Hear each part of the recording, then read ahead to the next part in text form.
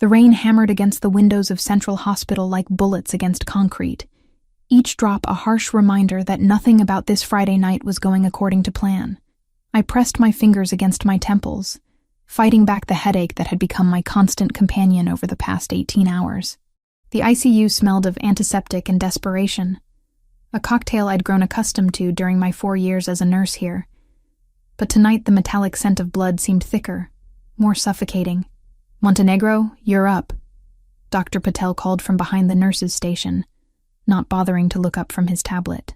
His voice carried that particular exhaustion that came with emergency situations stretching far beyond their expected duration. "Room 314. Auto accident victim. Stable, but needs observation." I rubbed my burning eyes and glanced at the wall clock. 2:30 in the morning. What should have been a 12-hour shift had stretched into 18 hours of chaos after a multi-car pileup on the interstate brought wave after wave of trauma patients through our doors. My scrub stuck to my skin with sweat and anxiety, my dark hair escaping its ponytail in rebellious strands that framed my face. "What's the situation?" I asked, taking the chart from Dr. Patel's outstretched hand. My voice sounded hoarser than usual, scratchy from breathing recycled hospital air for too many consecutive hours. "Minor injuries.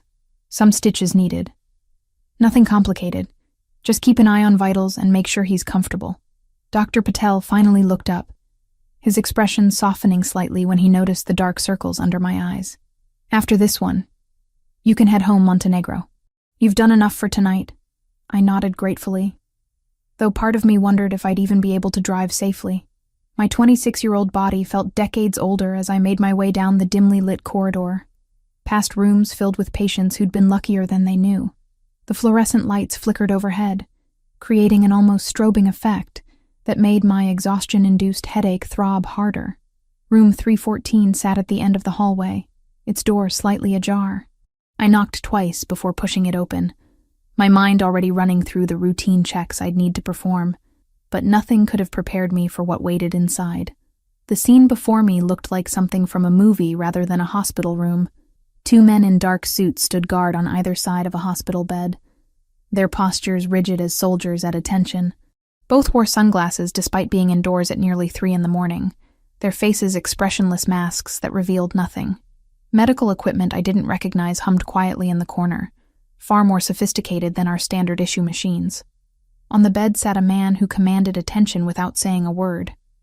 Even injured, even vulnerable in a hospital gown that should have diminished his presence, he radiated an authority that made my breath catch in my throat. Dark hair, slightly mussed, framed a face that belonged in Renaissance paintings, sharp cheekbones, strong jawline, eyes the color of winter storms. A white bandage wrapped around his shoulder, stark against olive skin that spoke of Mediterranean heritage. But it was his eyes that stopped me cold. Ice blue and penetrating, they fixed on me with an intensity that made my skin prickle with awareness. This wasn't the grateful look of a typical patient, or the pain-clouded gaze of someone fighting injury. This was the stare of a predator, calculating and completely alert despite whatever trauma had brought him here. "I requested a doctor," he said, his voice low and accented with something that sent shivers down my spine. "Italian, maybe, or some blend of languages that spoke of old money and older power." Each word was precisely pronounced, as if he'd learned English from professors rather than the streets. I straightened my shoulders, trying to project the confidence that 4 years of nursing had taught me to fake when necessary. "I'm Sophia, your nurse for tonight. I'm fully qualified to handle your care." One of the suited men stepped forward slightly, and I caught the unmistakable bulge of a shoulder holster beneath his jacket. My mouth went dry, but I held my ground. In 4 years of working emergency medicine, I'd seen gang members, drug dealers, and criminals of every stripe. I'd learned to project calm, even when my heart hammered against my ribs. The patient on the bed studied me for a long moment, his gaze moving from my face down to my hands and back again. "You're tired," he observed. Not a question but a statement. "How many hours have you been working?" "Long enough to know how to do my job," I replied, moving closer to check his chart. "Let me take a look at that shoulder. Leave us," he said suddenly, addressing the men in suits.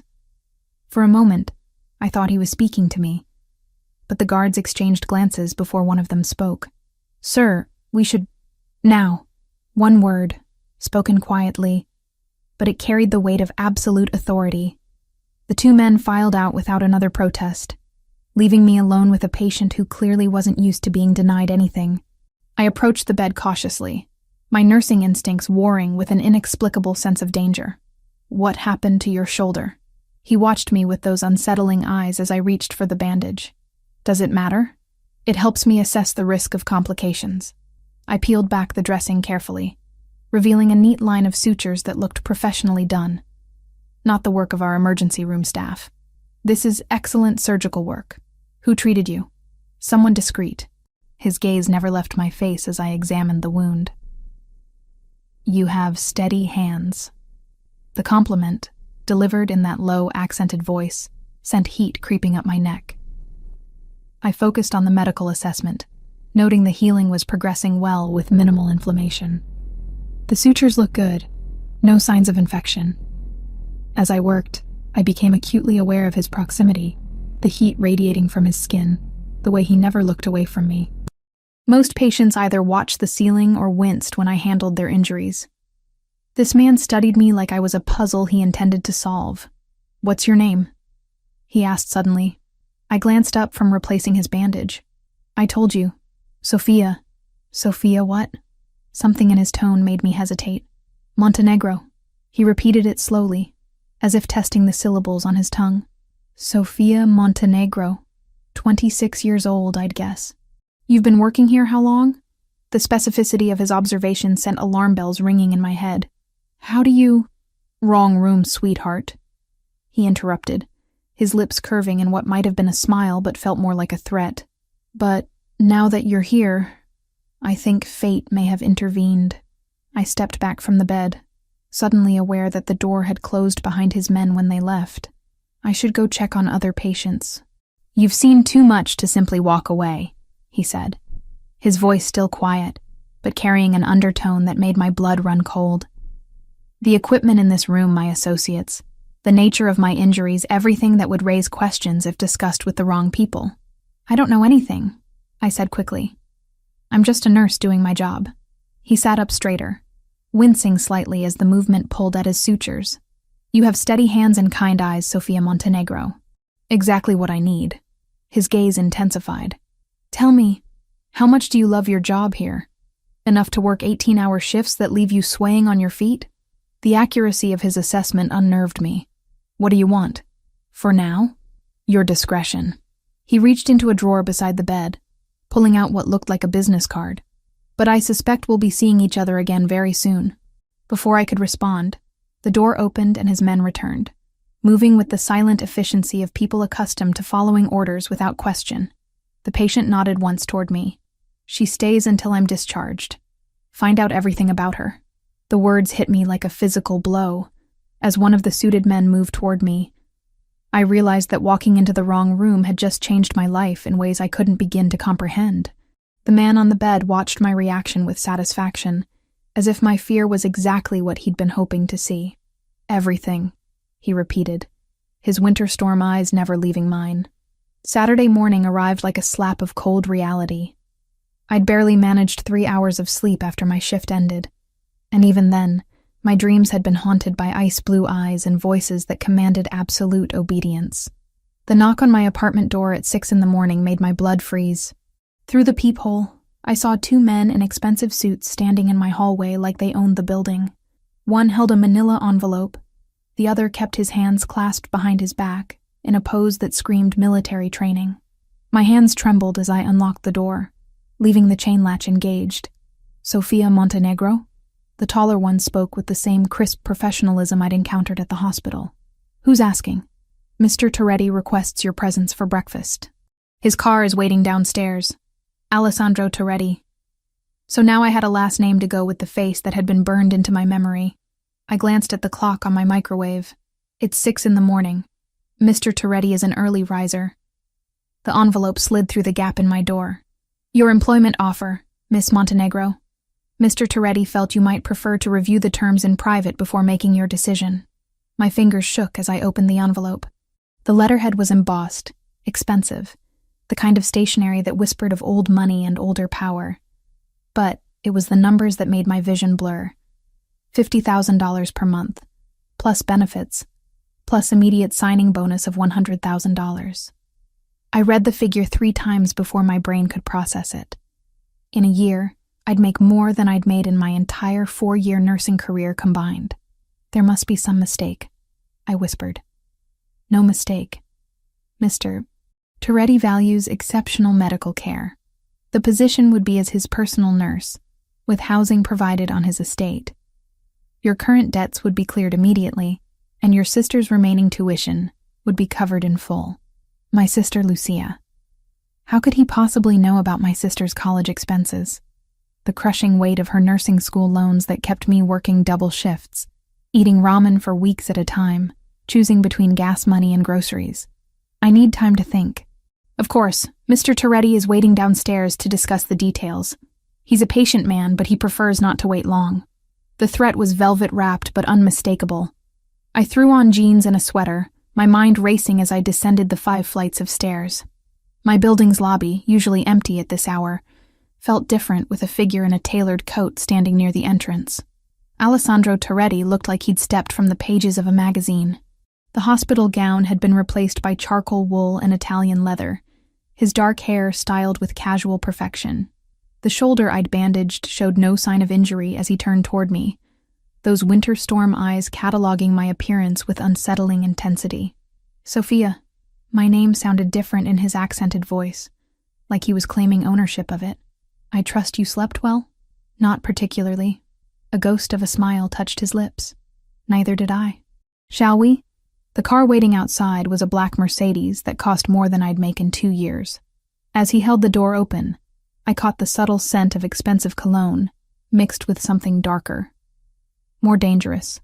The interior was cream leather and polished wood, a mobile office that spoke of a man who conducted business everywhere he went. As we pulled away from my rundown neighborhood, Alessandro poured coffee from a silver thermos into bone china cups. Have you had a chance to review the employment terms? I clutched my purse, the contract folded inside like a loaded weapon. The salary is generous. I pay for the best. His eyes never left my face as he handed me the coffee. Tell me, Sophia, what do you know about my family? The careful way he said family sent warnings racing along my spine. Nothing. Refreshing honesty. He settled back against the leather seats. The Toretti family has been in business for 3 generations.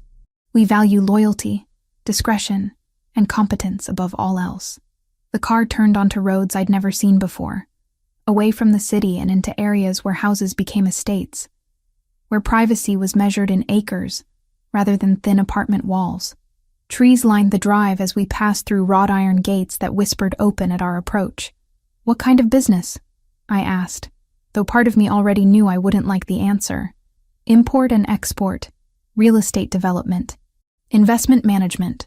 Each word was precisely chosen, revealing nothing while confirming everything. The kind of business that sometimes requires medical discretion. The mansion that came into view took my breath away. Not ostentatious like a nouveau riche display, but elegant in the way that only old money could achieve. Stone and glass merged seamlessly, surrounded by gardens that probably employed more staff than my entire hospital floor. This is your home? One of them. He opened his door as we stopped under a covered portico. Come, I'd like to show you what you'd be protecting. The interior was a masterpiece of understated luxury. Marble floors that gleamed like mirrors, artwork that belonged in museums, ceilings that soared toward skylights that bathed everything in natural light. A woman in her 50s appeared, dressed in a simple uniform, but carrying herself with quiet authority.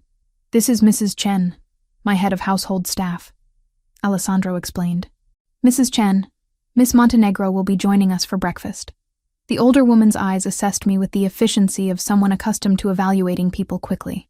A pleasure, Miss Montenegro. Breakfast is served on the terrace whenever you're ready. As we walked through rooms that each cost more than most people's houses, Alessandro spoke casually about the property. The gym, the library, the medical wing that was better equipped than some small hospitals. But it was his study that revealed the most about the man I was dealing with. Bookshelves lined the walls, filled with volumes on business, philosophy, Military strategy. Behind an enormous desk sat a high-backed leather chair that looked like a throne, but it was the photographs that caught my attention, family portraits spanning decades. Men who shared Alessandro's sharp features and calculating eyes. 3 generations, he said, noticing my interest. My grandfather came from Sicily with nothing but ambition and a strong back.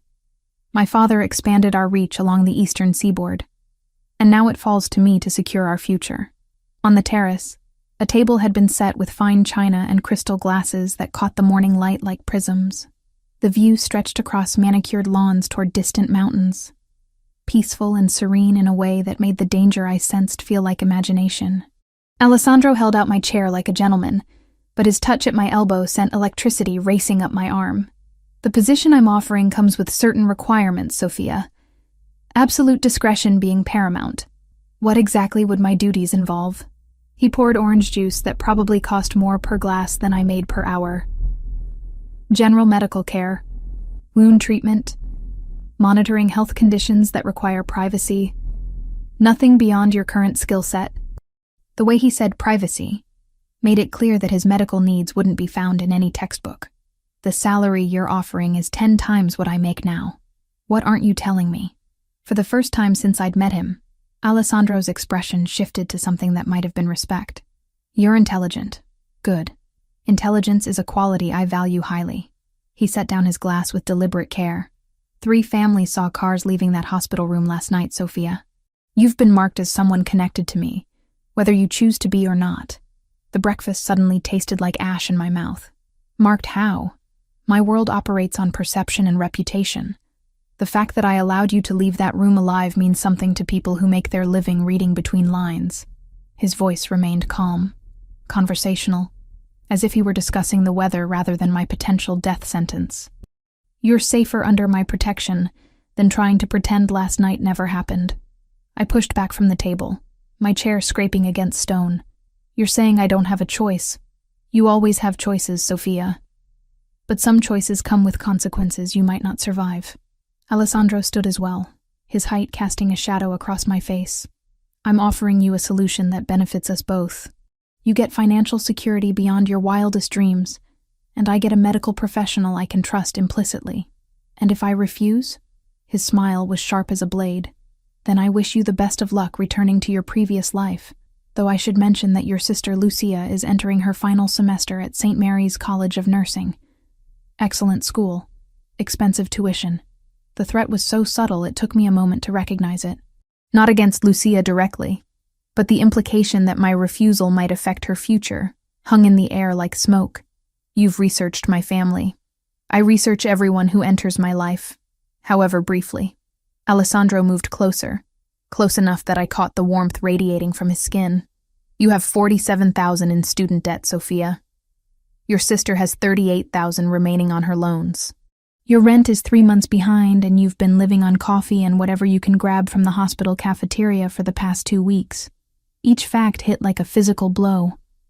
The complete invasion of my privacy, the casual way he discussed details of my life that I'd never shared with anyone. How? It's remarkable what public records can reveal to someone with the right connections. His hand touched my cheek, fingers tracing the line of exhaustion I knew marked my face. You're killing yourself trying to keep your head above water, Principessa.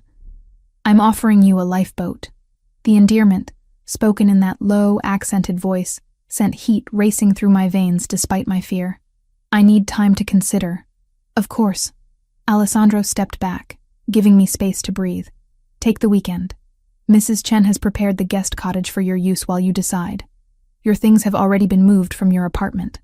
My mouth fell open. You moved my belongings without permission? I moved them for safekeeping. As I said, you've been marked.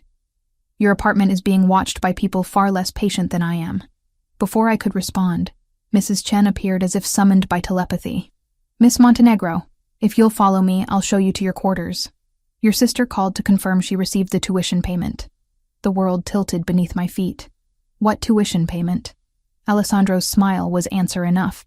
Lucia's final semester, paid in full, while I'd been eating breakfast and pretending I had choices. Monday morning, Sophia, he said as Mrs. Chen waited patiently. I'll need your answer by Monday morning. as I followed the housekeeper toward what would either become my salvation or my beautiful prison. I realized that Alessandro Toretti hadn't been offering me a job at all. He'd been informing me of my new reality. Monday morning arrived with the weight of an ultimatum hanging over my head like a sword. I'd spent the weekend pacing the guest cottage, a luxurious space that felt more like a gilded prison with its marble countertops and silk curtains. The irony wasn't lost on me that I was debating my future while surrounded by more luxury than I'd seen in my entire 26 years. At precisely 7 o'clock, there was a soft knock on the cottage door. Not the demanding pound I'd expected, but the polite rap of someone who didn't need to force entry because they already owned everything inside. Mrs. Chen stood on the threshold, her expression neutral, but her eyes kind. "Good morning, Miss Montenegro. Mr. Toretti requests that you join him for breakfast. I haven't made my decision yet. He's aware of that. He simply wishes to discuss the morning routine you would follow, should you accept his offer." The careful way she phrased it made it clear that refusing wasn't truly an option.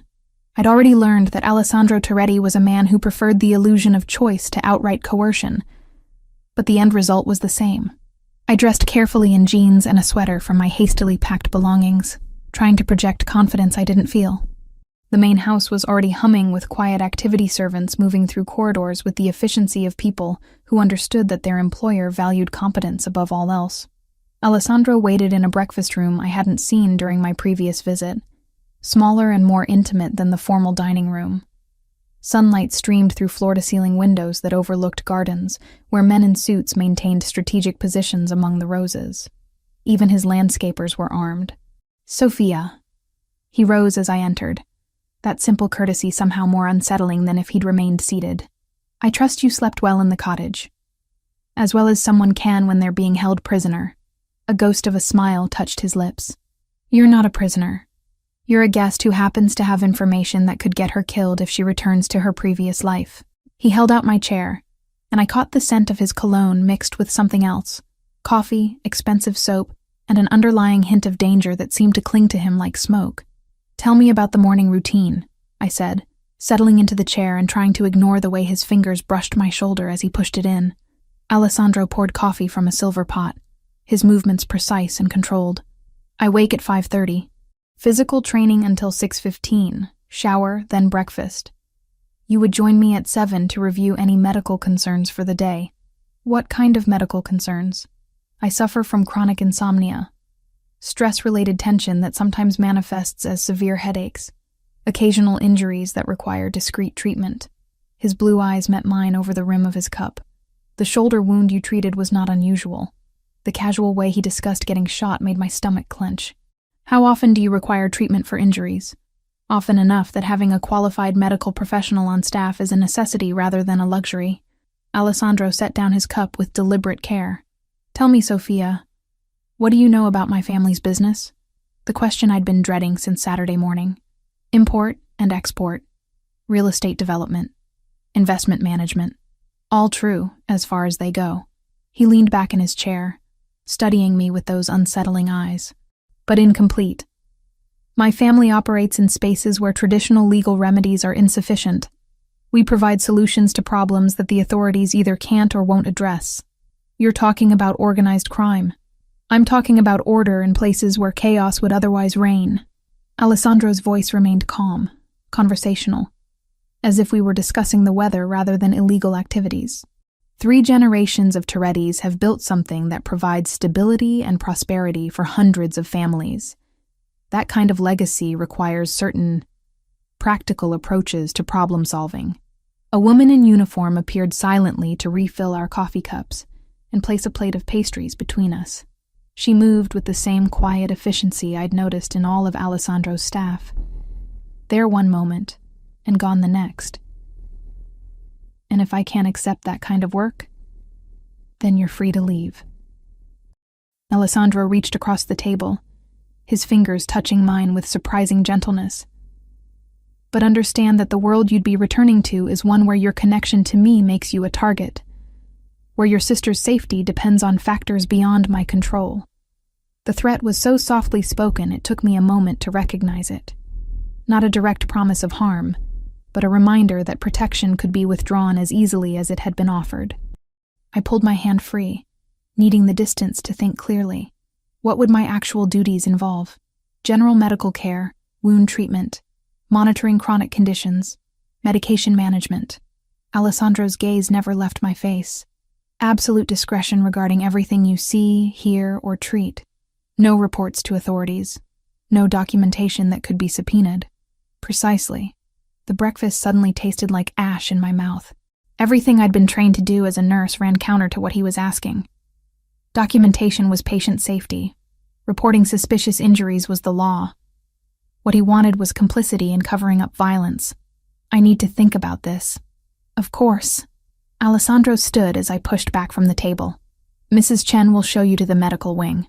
I'd like you to see what you'd be working with. The medical wing was more sophisticated than some hospitals where I'd worked. An examination room with equipment that probably cost more than my annual salary. A surgery suite that could have performed complex procedures. A pharmacy stocked with everything from basic antibiotics to controlled substances that would require DEA licenses to possess legally. Impressive, I admitted, running my hands over a cardiac monitor that was newer than anything at Central Hospital. I invest in the best. Alessandro appeared behind me, close enough that I could feel the heat radiating from his body. The question is whether you're willing to be part of that investment. I turned to face him, suddenly aware that we were alone in a soundproof room far from any potential witnesses. And if I say no, then I wish you luck, Principessa. The endearment sent heat racing through my veins despite my fear. But I should mention that your apartment building experienced a break-in yesterday evening. Nothing taken, but your unit was specifically targeted. My blood turned to ice. What? 3 men. Professional. They spent considerable time going through your personal belongings before my security team convinced them to leave. Alessandro's voice remained calm. Matter of fact, the superintendent has been compensated for the damage, and new locks have been installed. But the message was clear. What message? That your connection to me has been noted by people who lack my patience and respect for innocent civilians. His hand touched my cheek, fingers tracing the line of my jaw. You're safer here, Sophia, whether you work for me or not. The touch was gentle, almost tender, completely at odds with the implications of his words. I should have pulled away, should have been terrified by this man who spoke so casually of violence and danger. Instead, I found myself leaning into the contact, craving the comfort of human warmth in a world that had suddenly become unpredictable. My sister, I whispered, is being watched by a security team that makes the Secret Service look like mall cops. Alessandro's thumb brushed across my lower lip, and I couldn't suppress the shiver that ran through me.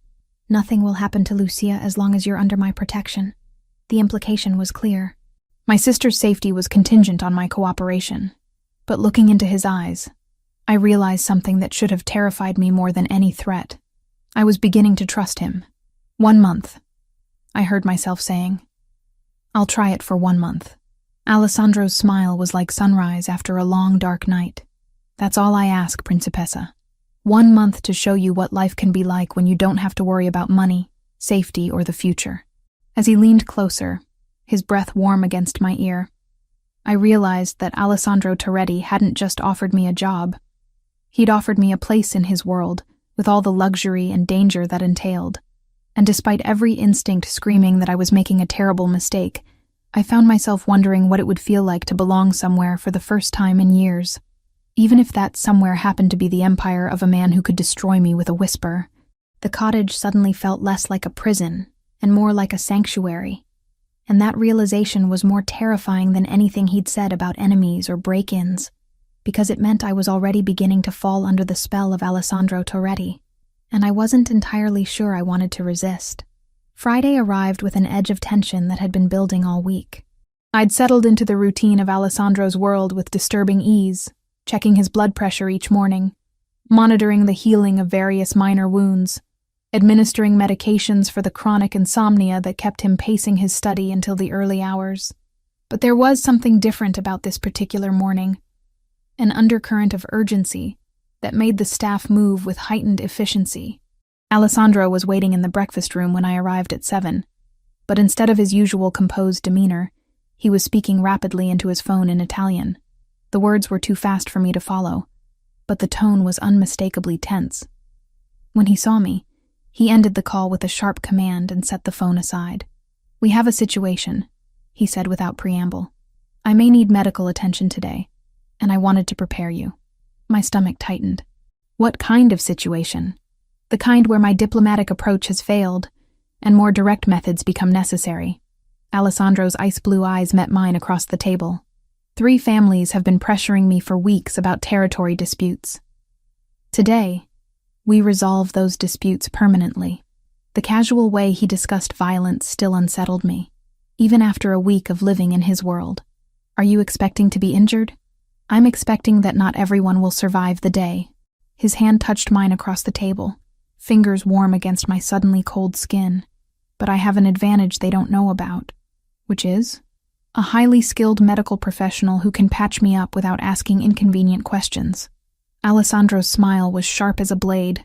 "Stay close to your phone today, Principessa. I may need you on short notice." The endearment sent heat racing through my veins despite my fear. Over the past week, I'd found myself looking forward to these morning conversations, to the way his eyes tracked my movements, to the careful way he touched my hand or shoulder when reviewing his medical files. It was dangerous territory, and I knew it. At precisely noon, my phone buzzed with a text message that made my blood run cold. "Medical emergency. Come to Warehouse District. Address attached. Bring everything." I'd prepared for this moment all week, keeping a medical kit stocked with trauma supplies, blood products, even surgical instruments that shouldn't have been available outside a hospital setting. The car that waited for me was one I'd seen before, but the man behind the wheel was someone new, a driver whose knuckles bore the telltale scars of someone who'd learned to fight with his hands. The Warehouse District was a maze of abandoned buildings and empty lots, the kind of place where screams wouldn't carry and blood could be washed away without questions. We pulled up to a nondescript building where men in suits stood guard, their positions strategic enough to control all approaches. Inside, the warehouse had been converted into something that looked like a cross between a conference room and an interrogation chamber. Tables, chairs, and in the center of the space, Alessandro stood with 2 other men, all of them wearing expensive suits that couldn't quite hide the tension radiating from their bodies. But it was the 4th man that made me freeze. He sat tied to a chair, blood streaming from his nose, his expensive suit torn and stained. Even injured, even humiliated, there was something about his posture that suggested he was accustomed to being the most dangerous person in any room. "Sophia." Alessandro's voice cut through my shock. "Meet Viktor Petrov. He's the reason your apartment was broken into last week." The Russian accent was thick when Petrov spoke, his words slurred by what was obviously a broken jaw. "So this is the little nurse who has captured Alessandro's attention. Pretty thing. I can see the appeal." Alessandro moved with fluid grace, his fist connecting with Petrov's temple hard enough to snap the man's head sideways. "You'll speak respectfully of my medical staff, or you won't speak at all." The casual violence should have horrified me. Instead, I found myself studying Petrov's injuries with clinical detachment, cataloging the damage and mentally reviewing treatment protocols. When had I become someone who could watch a man being tortured and think only of medical procedures? "The photographs," Alessandro continued, his voice conversational despite the circumstances. "The ones your men took of Sophia at the hospital, at her apartment, following her to work. I'd like to know who else has seen them." Petrov spat blood onto the concrete floor. "Many people. Insurance, you might say." Alessandro's expression didn't change, but I saw the subtle shift in his stance, the way his shoulders tensed. "How many people, Victor?" "Enough that killing me solves nothing. The girl is marked, Toretti. She belongs to my organization now, whether she knows it or not."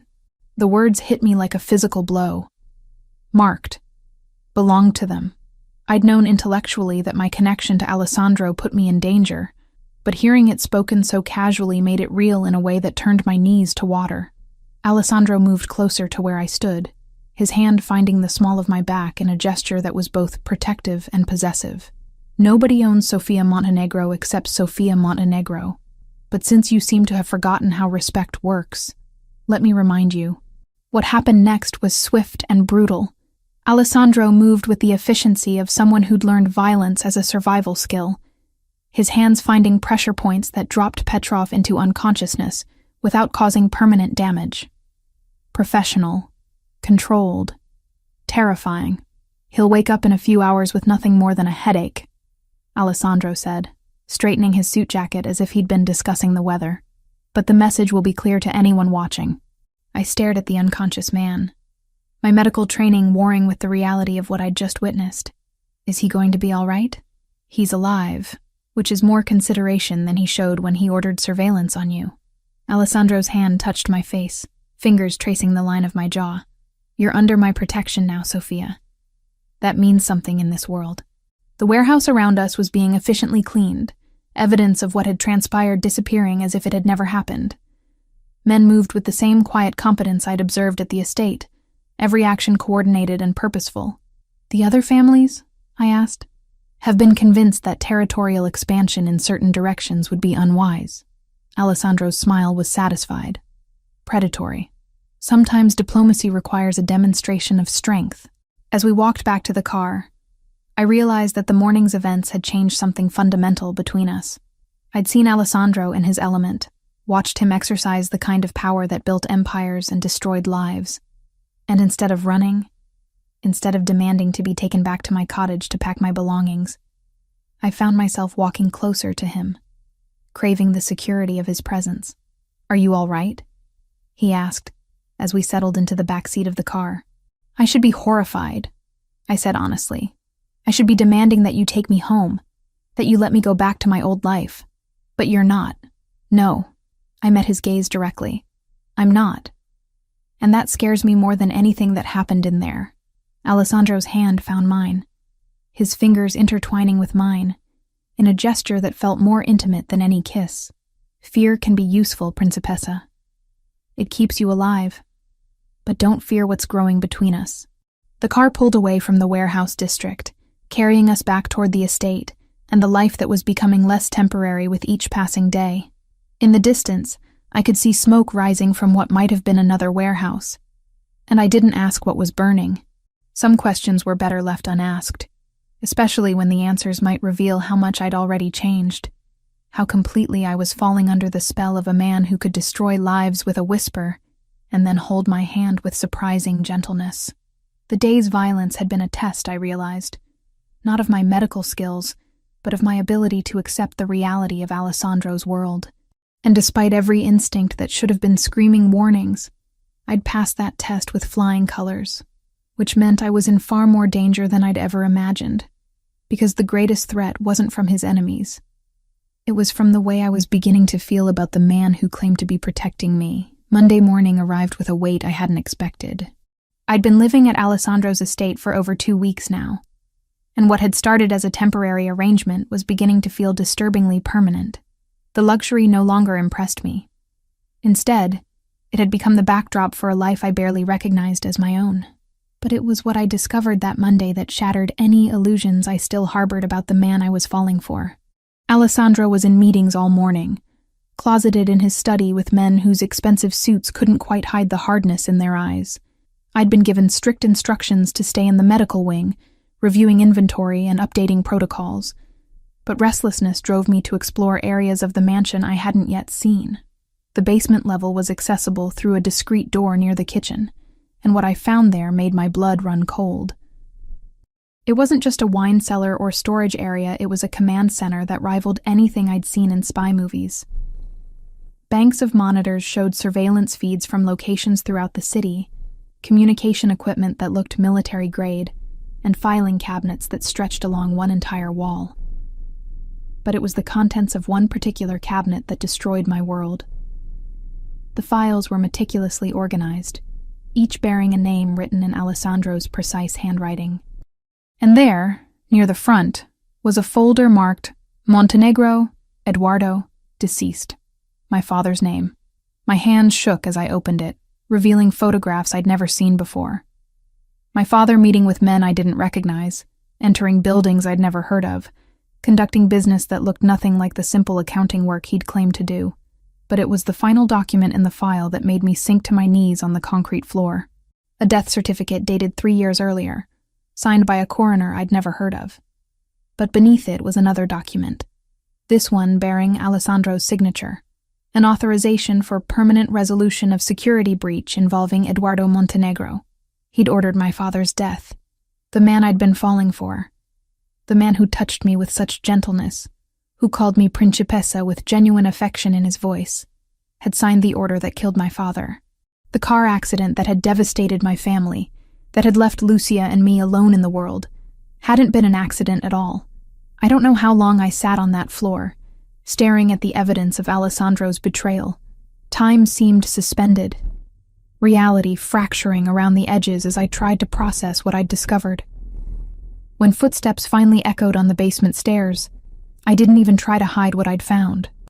Alessandro appeared in the doorway, his expression shifting from surprise to something that might have been regret when he saw the open file in my hands.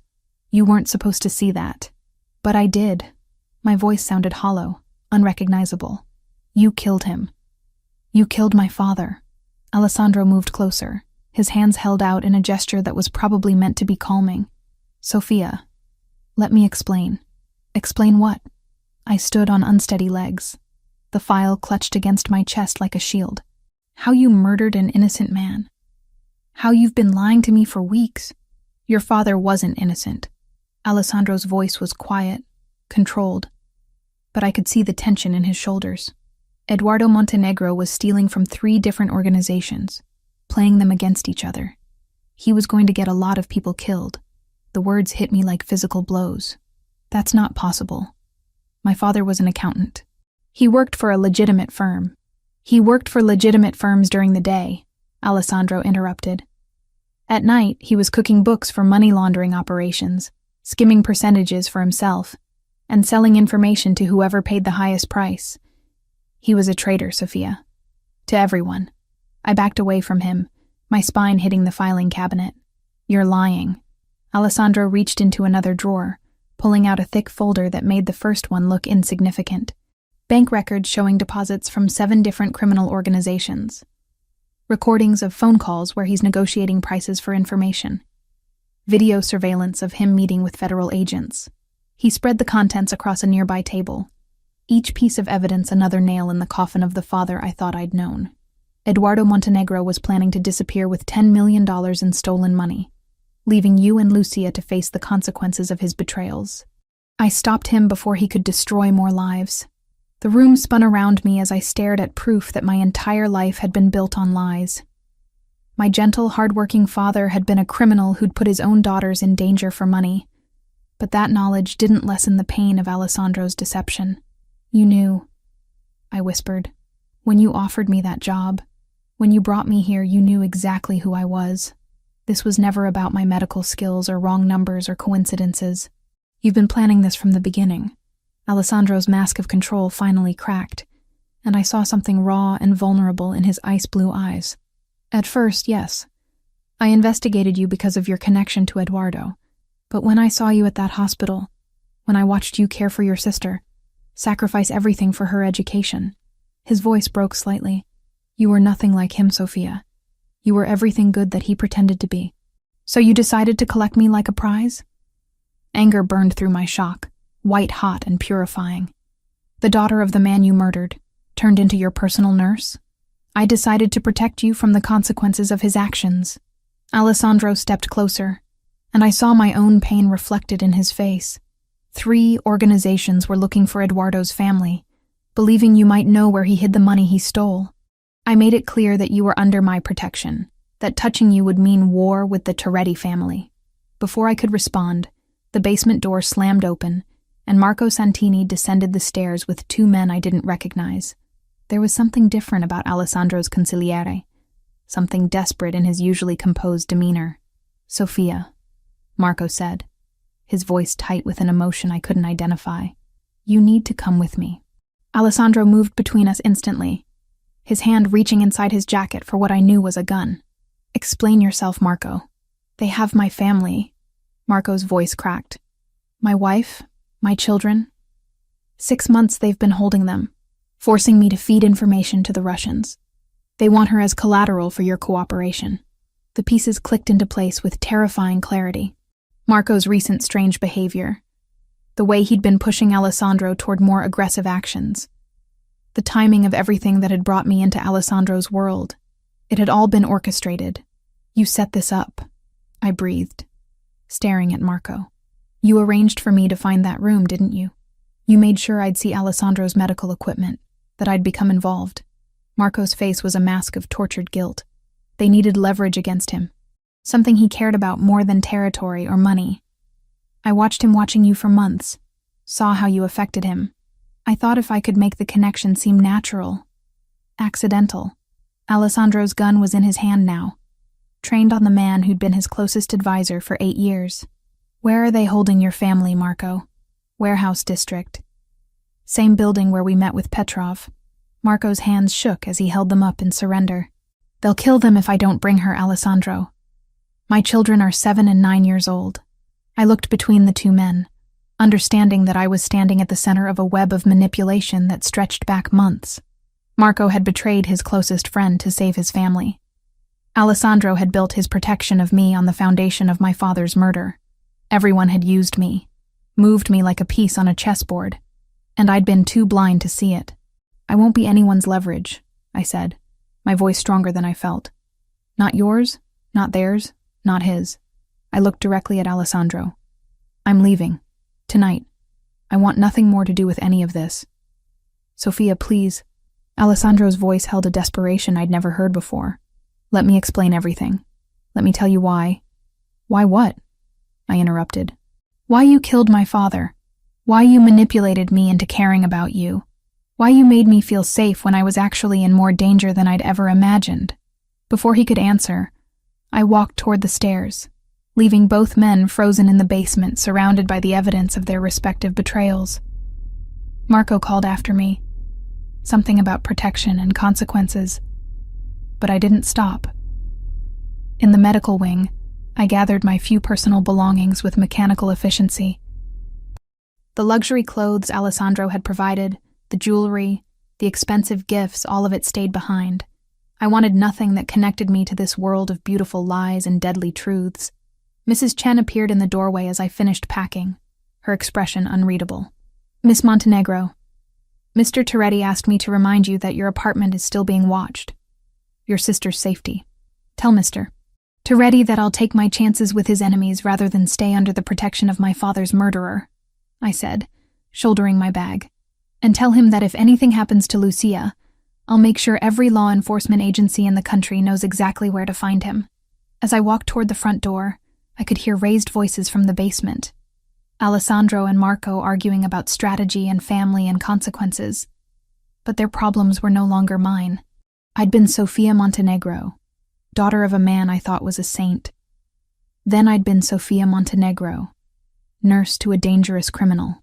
Now I was just Sophia Montenegro, a woman who'd learned that love built on lies was more dangerous than any enemy, and I was walking away from both the man who'd killed my father and the twisted world that had nearly consumed me. The night air felt like freedom as I stepped outside the mansion's gates, even though I knew it might also be signing my death warrant. But for the first time in weeks, I was making a choice that was entirely my own. 24 hours of freedom had been enough to remind me why I'd accepted Alessandro's protection in the first place. The motel room I'd rented with my last $300 had broken locks, stained carpets, and windows that didn't quite close properly. But worse than the squalid surroundings were the men in dark cars who'd appeared outside within hours of my arrival. I wasn't naive enough to believe they were Alessandro's people. These men had a different energy, something colder and more brutal than the disciplined professionalism of the Toretti family soldiers. When I'd tried to leave for food that afternoon, one had followed me to the corner store, standing close enough that I could smell the cigarettes on his breath and see the scar running from his temple to his jaw. "Pretty little nurse," he'd said in accented English that made my skin crawl. "You are very far from home, da?" I'd bought a package of crackers and a bottle of water with trembling hands, my mind racing through escape routes that all led nowhere. By evening, I understood that Alessandro had been right about one thing: my connection to him had marked me in ways that wouldn't disappear, simply because I'd walked away from his protection. The knock on my motel room door at 9 p.m. was soft, but persistent. Different from the aggressive pounding I'd expected from the Russian surveillance team. When I peered through the grimy peephole, I saw a figure I didn't recognize, a woman with silver-streaked black hair and kind eyes that reminded me of Mrs. Chen. "Who is it?" I called through the door. "My name is Rosa Benedetti. Marco Santini sent me." Marco's name sent ice through my veins. The man who'd betrayed Alessandro, who'd manipulated me into becoming leverage against the only person who'd ever truly protected me. But something in the woman's voice made me crack the door open, leaving the chain latch engaged. "What do you want?" Rosa held up her hands, showing they were empty. "To give you information that might save your life. And Alessandro's." Against every instinct screaming at me to keep the door locked, I let her inside. She moved with the careful efficiency of someone accustomed to dangerous situations, checking the windows and door locks before settling into the room's single chair. "You must be wondering why Marco would send help," she said, her accent carrying hints of old-world Italy. "The truth is, he didn't. I am here because I have been watching his family situation for months, and tonight, events have escalated beyond anything he anticipated. I don't understand." Rosa reached into her purse, withdrawing photographs that made my stomach lurch. A woman with dark hair and terrified eyes, 2 children who couldn't have been older than 10, all of them chained in what looked like a warehouse basement. "Marco's wife and children," Rosa explained. "The Russians have been holding them for 6 months, forcing Marco to feed them information about Alessandro's operations. But they were never planning to release them. Tonight, they gave Marco a final ultimatum: either deliver you to them or watch his family die on live video."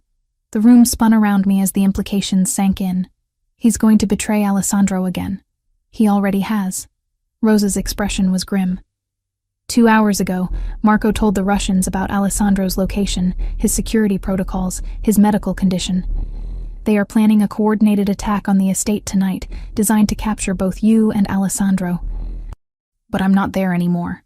Which is why Marco is now trying to convince Alessandro to meet with him away from the estate's security. He believes if he can deliver Alessandro alone, they might spare his children." Rosa leaned forward. "He is wrong. The Russians plan to kill Marco's family regardless. They have no intention of leaving witnesses." I pressed my hands to my face, trying to process the nightmare that my life had become. "Why are you telling me this? Who are you?" "I am Marco's sister. I have been trying to find his family for months, following the Russians, mapping their operations." Rosa's voice hardened. "Tonight, I located where they are being held. It is a warehouse in the industrial district, the same location where Alessandro met with Viktor Petrov last week." The pieces clicked into place with terrifying clarity. They're using the same location because they know Alessandro has intelligence about its layout. Precisely. They want him to walk into familiar territory where he believes he has advantages. But they have modified the building, added new security measures, turned his knowledge against him. Rosa stood, moving to the window to check the street below.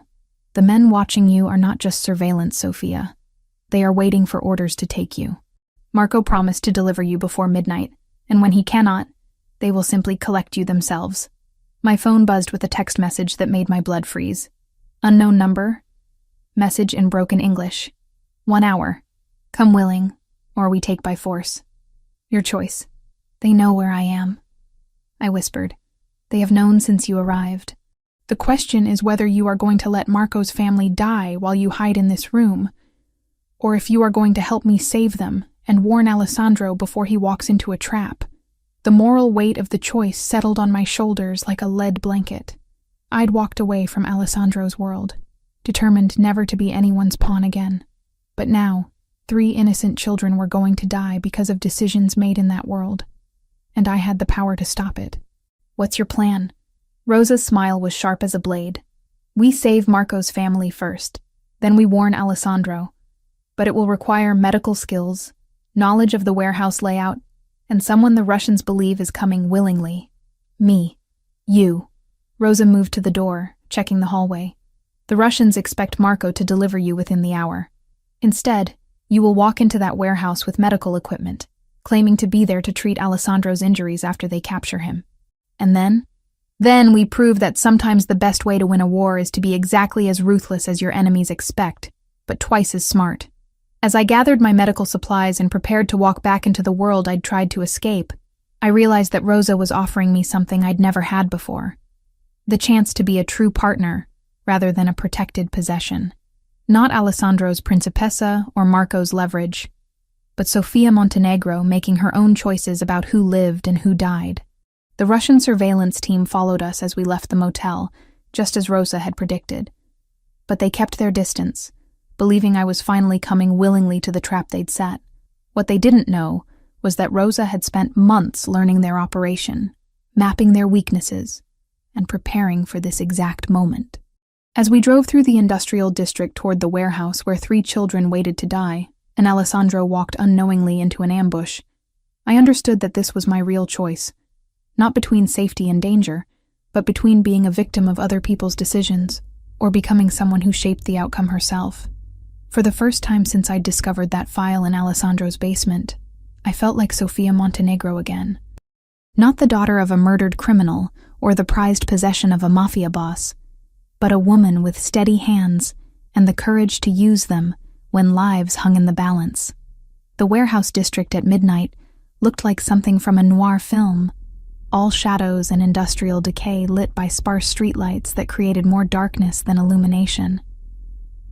Rosa had mapped the building's modifications over the past week, and her intelligence was terrifyingly comprehensive. The Russians had turned the space into a fortress, with new steel reinforcement, electronic surveillance, and strategic choke points designed to funnel intruders into killing zones. But they hadn't counted on someone walking in the front door. I clutched my medical bag tighter as Rosa and I approached the main entrance, my heart hammering against my ribs with each step. The plan was audacious in its simplicity. I would present myself as Alessandro's personal medical staff, claiming to be there to treat him after his capture. Rosa would slip in through the service entrance she'd identified during her reconnaissance. 2 guards flanked the main door, both carrying assault rifles with the casual familiarity of men who'd used them often.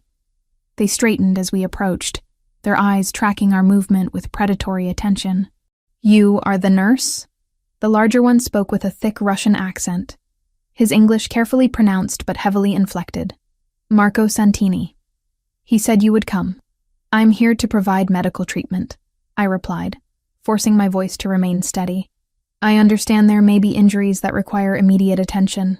The second guard spoke rapidly into a radio, receiving confirmation before stepping aside.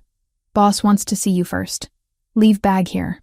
"The medical supplies stay with me," I said, channeling every ounce of authority I'd learned from years of dealing with difficult patients and demanding doctors. "If you want professional medical care, you don't separate a nurse from her equipment." The guards exchanged glances before the first one shrugged. "Dmitri will escort you.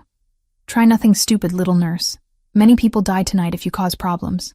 Inside, the warehouse had been transformed into something that resembled a military command center. Banks of monitors showed various angles of the surrounding streets, while armed men positioned themselves at strategic intervals throughout the space. In the center, a man I recognized from surveillance photos as Viktor Petrov sat behind a table laden with communication equipment. But it was what I saw in the far corner that made my blood run cold. Marco's family, 3 figures huddled together in a makeshift cage, the woman and children barely visible in the shadows. They were alive, but their posture spoke of weeks of captivity and terror.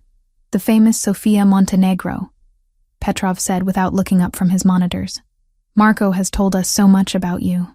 How you turned Alessandro Toretti from a calculating businessman into a lovesick fool. I'm here to provide medical treatment," I repeated. "Nothing more." "Oh, but you are so much more than that, little nurse." Petrov finally raised his eyes to meet mine, and I saw the cold intelligence that had built his criminal empire. "You are the key to breaking a man who has never shown weakness, never compromised, never allowed emotion to cloud his judgment." Before I could respond, alarms began blaring throughout the building. Red lights flashed as voices shouted in Russian, and suddenly the warehouse erupted into controlled chaos. On the monitors, I could see vehicles approaching from multiple directions, black SUVs and tactical trucks moving with military precision. "Alessandro," Petrov breathed, his expression shifting from satisfaction to something approaching respect. 30 minutes early and coming from directions we did not anticipate. The man learns quickly, but as I watched the feeds, I realized Alessandro wasn't just arriving early, he was arriving in force. The vehicles weren't approaching cautiously. They were racing toward the building with the kind of speed that spoke of assault rather than negotiation, and there were far more of them than Petrov had expected. "Sir," one of the Russian soldiers called out. "Perimeter teams report at least 40 vehicles. This is not a negotiation force." Petrov's face darkened as the implications became clear. He knows about Marco's betrayal. This is not rescue. This is war. The first explosions came from the warehouse's east wall, precisely placed charges that blew strategic holes in the building's structure. Through the smoke and debris, figures in tactical gear poured through the breaches with professional efficiency. But these weren't Alessandro's usual suited soldiers. These were men who moved like military special forces, armed with equipment that spoke of serious preparation. "How many men does he have?" Petrov demanded, watching his defensive positions come under coordinated assault. "More than us," came the grim reply from one of his lieutenants. In the chaos, I saw my opportunity.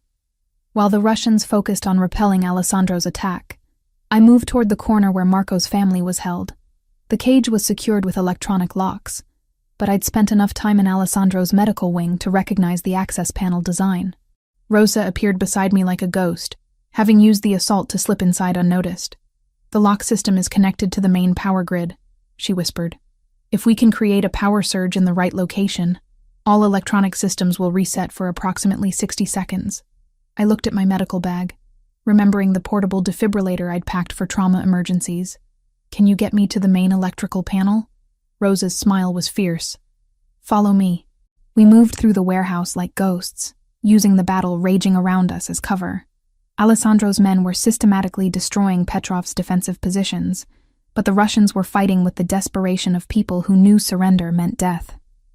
Bullets sparked off concrete walls and shattered equipment as both sides engaged in urban warfare that would have done credit to professional armies. The electrical panel was located in a maintenance room near the building's center, protected by 2 guards who were more focused on the battle outside than potential sabotage inside. Rosa handled them with efficiency that spoke of extensive training, her movements fluid and deadly as she rendered both unconscious without raising an alarm. 30 seconds after the surge," Rosa said, as I prepared the defibrillator. "That's how long we have to get the family out and reach the extraction point." I charged the device to maximum output and connected the leads directly to the main power bus. "Where's the extraction point?" "Loading dock 3. Alessandro's men will be there." Rosa checked her watch. "Ready?" I triggered the defibrillator's discharge directly into the electrical system, sending thousands of volts racing through circuits designed for standard voltage. The effect was immediate and dramatic. Every light in the building went out, plunging the warehouse into darkness broken only by emergency lighting and the muzzle flashes of ongoing gunfire. We ran through the confusion toward Marco's family, the electronic locks clicking open as their power supply failed. The woman Maria, I remembered from Rosa's photos, looked up at us with eyes that had given up hope weeks ago. "We're getting you out," I said, helping her to her feet while Rosa gathered the children. "Your brother sent us." But as we moved toward the loading dock, I realized the battle had shifted. Alessandro's assault had been too successful, too coordinated. Petrov's men were collapsing faster than expected, and in their desperation, they were becoming unpredictable. "The nurse." Petrov's voice cut through the chaos as emergency lighting illuminated our movement. "Kill Toretti's little pet!" Gunfire erupted around us, forcing us to take cover behind industrial equipment. In the strobing light of weapons fire, I saw Alessandro himself leading a group of his men toward our position. Even in tactical gear, even in the middle of a firefight, he moved with that same controlled grace I'd watched him use to intimidate enemies, and gentle enough to comfort me after nightmares. Our eyes met across the warehouse floor, and for a moment, the battle seemed to pause. Then Petrov appeared behind him, pistol raised toward Alessandro's unprotected back. I moved without thinking, my medical training taking over. The scalpel from my bag flew with the precision of someone who'd spent years making exact incisions, catching Petrov in the throat with surgical accuracy. He dropped without a sound, his weapon clattering across the concrete floor. Alessandro spun toward the sound, saw Petrov's body, then looked back at me with an expression that contained surprise, admiration, and something deeper that I wasn't ready to name. "The family," I called over the diminishing gunfire. "They're safe." But even as Alessandro's men secured the warehouse, Even as Rosa reunited with her brother's wife and children, I realized that everything had changed again. I'd just killed a man to protect Alessandro. Not in self-defense, not in the heat of panic, but with cold medical precision because I couldn't bear to watch him die, which meant that despite everything I'd discovered about my father, despite every lie and manipulation, despite my determination to walk away from his world, I was still completely, irrevocably in love with Alessandro Toretti, and judging by the way he was looking at me as he crossed the warehouse floor, stepping over the bodies of his enemies to reach me, he knew it too. The war was over. But the real battle for our future was just beginning. 3 months after the warehouse battle, I stood in front of a mirror in what had once been the guest cottage and was now officially my home, adjusting the silk dress that Alessandro had chosen for tonight's dinner. The reflection staring back at me was someone I barely recognized. The exhausted, frightened nurse who'd stumbled into the wrong hospital room had been replaced by a woman who moved with quiet confidence through a world of power and violence. The physical changes were obvious. The dark circles under my eyes had disappeared, replaced by the glow that came from regular meals, proper sleep, and the kind of security I'd never known existed. But the deeper transformation was something that showed in my posture, in the way I held my head, in the casual efficiency with which I now handled medical emergencies that would have once left me shaking. A soft knock interrupted my thoughts. "Come in." Alessandro entered, and even after 3 months of waking up beside him, the sight of him in a perfectly tailored tuxedo still made my breath catch. He moved with that same controlled grace I remembered from our first meeting, but now there was something different in his eyes when he looked at me. The calculating assessment had been replaced by something warmer, more possessive, more real. "You look beautiful, Principessa," he said, crossing the room to stand behind me. His hands settled on my shoulders, fingers tracing the line of my collarbone with familiar intimacy. "Are you ready for tonight?" Tonight was the official dinner to introduce me to the heads of the other families, the formal acknowledgement of my position as Alessandro's partner in both life and business. Over the past 3 months, I'd slowly been integrated into the operational side of the Toretti empire, starting with the medical facilities and expanding into the legitimate businesses that formed the public face of the organization. "Ready as I'll ever be," I replied, leaning back against the solid warmth of his chest. "Are you sure about this, Alessandro? There's still time to change your mind, to keep things unofficial." His arms circled my waist, pulling me closer. "I've never been more certain of anything in my life. You saved my life, Sophia. You saved Marco's family. You eliminated the Russian threat when you killed Petrov." His lips brushed against my ear. "You're not just my medical advisor anymore, you're my equal partner in everything." The word equal sent warmth through me. It had taken 3 months of careful negotiation and gradual trust building, but Alessandro had slowly ceded real authority to me. I now oversaw all medical operations for the family, managed the legitimate healthcare businesses that served as fronts for money laundering, and had a vote in strategic decisions that affected the organization's future. But more than that, I'd found my purpose in ways I'd never expected. The network of clinics we'd established served both the criminal world and the legitimate community, providing healthcare to people who couldn't afford it elsewhere. I was still saving lives, just not in the way I'd originally imagined. "Mrs. Chen says the other families have already arrived," Alessandro continued, his reflection meeting mine in the mirror. "Don Marco from Chicago, the Costellos from Philadelphia, even the Yakuza representatives from the West Coast." I turned in his arms, studying the face I'd grown to love despite everything he represented. "And they'll accept me? They'll accept what I tell them to accept." Alessandro's voice carried that edge of authority that had once terrified me and now provided comfort. "But Sophia, you need to understand what tonight means. Once this dinner happens, once you're formally recognized as my partner, there's no going back to your old life. Ever." I reached up to straighten his bow tie, a gesture that had become automatic over the past months. "I walked away from my old life the night I chose to save you instead of running. The night I chose to become someone who could kill when necessary, instead of just heal." Alessandro caught my hands, bringing them to his lips to press kisses against my palms. "No regrets?" I thought about that question as we walked through the mansion toward the main dining room. No regrets about the luxury that surrounded me now. the security that meant I never had to worry about money or safety again. No regrets about the work I was doing, the lives I was saving through our network of medical facilities. No regrets about falling in love with a man who would destroy anyone who threatened me. But there were complexities I was still learning to navigate.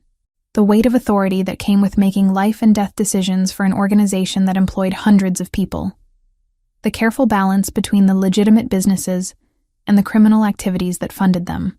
The knowledge that my hands, which had once only been used for healing, were now capable of violence when necessary. The main dining room had been transformed for tonight's gathering. Crystal glasses caught the light from chandeliers that probably cost more than most people's houses, while the table had been set with china that belonged in museums. But it was the guests that commanded attention, 12 men and 3 women, who represented the most powerful criminal organizations on the East Coast. Alessandro's hand found the small of my back as we entered, a gesture of both support and possession. Conversations quieted as attention focused on us, and I felt the weight of assessment from people who were accustomed to evaluating threats and opportunities with surgical precision. "Gentlemen, ladies," Alessandro said, his voice carrying easily through the room, "I'd like you to meet Dr. Sofia Montenegro, my partner in all business matters, and the woman who will be taking over medical operations for our collective interests." The title doctor was a strategic choice we'd made together. While I wasn't technically a physician, my expanded role in the organization's medical networks justified the upgrade, and it carried more authority in rooms like this than nurse would have. Don Marco Castellano, a man in his 70s whose reputation for ruthlessness was legendary, rose from his seat. "Miss Montenegro, your reputation precedes you. Alessandro tells us you eliminated Viktor Petrov personally." "The situation required immediate action," I replied, keeping my voice steady and professional. "Mr. Petrov posed a direct threat to organizational stability. Something that might have been approval flickered in the old man's eyes, spoken like someone who understands business necessities. "Welcome to the family, Dr. Montenegro." The dinner that followed was an education in power dynamics that no medical school could have provided. Conversations flowed between legitimate business concerns and thinly veiled discussions of territorial disputes, while I found myself contributing insights about healthcare regulations that could affect money laundering operations and medical infrastructure that could serve multiple organizational needs. But it was during dessert that the real test came. "Dr. Montenegro," said Elena Yakuza, one of the few other women in the room and someone whose delicate appearance masked a reputation for extraordinary violence. "There are rumors that you were reluctant to join this life, that Alessandro had to convince you to accept your current position." The room went quiet, everyone understanding that this was more than casual conversation. Elena was testing whether I was truly committed to this world, or still harboring thoughts of returning to civilian life. "Mrs. Yakuza," I replied, meeting her gaze directly. 3 months ago, I was a hospital nurse working double shifts to pay my sister's college tuition. Tonight, I'm sitting at a table with the most powerful people on the Eastern Seaboard, with the authority to make decisions that affect thousands of lives. I paused, letting the weight of my next words settle. Reluctance and commitment aren't mutually exclusive. The question isn't whether I chose this life willingly, but whether I've proven myself worthy of the trust you're all placing in me. Elena's smile was sharp as a blade. "And have you? Ask the 47 doctors and nurses now employed in our medical network. Ask the 3,000 patients who've received treatment in our clinics this quarter. Ask Viktor Petrov." I kept my voice calm, professional. "Oh, wait. You can't ask him. He's dead." The laughter that followed was genuine, breaking the tension and signaling acceptance in ways that no formal vote could have achieved. But it was Alessandro's expression that mattered most to me, the pride and satisfaction in his eyes, as he watched me hold my own in a room full of people who could order deaths with a whisper. Later, as the guests departed and we stood on the mansion's front steps, watching their motorcades disappear into the night, Alessandro pulled me close against the evening chill. "How do you feel?" he asked. "Like Sofia Montenegro just officially died," I replied honestly, "and Dr. Sofia Toretti was born." Alessandro's sharp intake of breath told me he'd caught the significance of the name change I'd implied. We hadn't discussed marriage formally, but tonight had made it clear that our partnership was permanent in ways that went beyond business arrangements. "Sofia Toretti," he repeated, testing the sound of it. I liked the way that sounds. As we walked back into the mansion that had become home, past the medical wing where I'd save lives tomorrow, and the study where I'd help plan operations that might end them, I realized that I'd found something I'd never known I was looking for. Not just love, not just security, but purpose that used every part of who I was, the healer, the protector, the woman capable of both infinite compassion and necessary violence. The girl who'd entered the wrong hospital room 6 months ago was gone forever. In her place stood someone who could walk between worlds, who could save lives in the morning and eliminate threats in the evening, who could be both Alessandro's equal partner and his greatest strength. I'd found my place in his darkness, and he'd found his light in my healing hands. Together, we'd built something that was greater than either of us alone, an empire that balanced violence with mercy, power with responsibility, love with the kind of loyalty that could withstand anything the world threw at us. And as Alessandro's arms tightened around me in our bedroom, in our home, in our shared future, I knew with absolute certainty that this was exactly where I belonged.